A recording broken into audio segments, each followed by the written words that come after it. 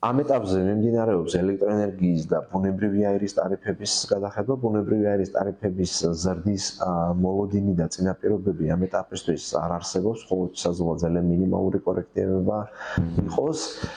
ზრდა შეეხება ელექტროენერგიის ტარიფებს, თუმცა დღეს კონკრეტული ციფრის და კონკრეტული ეს თქვა ზრდის პროცენტის დასახელება გამიჭირდება, ვინაიდან ყოველდღიურ რეჟიმში მარეგულირებელი კომისია სწორედ ამ ეტაპზე მუშაობს საკითხზე. ელექტროენერგეტიკის სექტორში წლის განმავლობაში, როცა ჩვენ მქონდა ჰიდრორესურსების სიჭარბე, მეზობელ ქვეყნებში ხდებოდა ელექტროენერგიის ექსპორტი, მას შემდეგ რაც ჩვენ დეფიციტურ პერიოდში შევედით, ამ პერიოდში ხდება ძირითადად ბუნებრივი აირის იმპორტი აზერბაიჯანიდან და მუშაობს თბოსადგურები, რომლებიც ბუნებრივ აირზე მუშაობენ და გამოიმუშავებენ ელექტროენერგიას, უშუალოდ ფიზიკურად ელექტროენერგიის იმპორტი მხოლოდ შედარებით მცირე მოცულობით.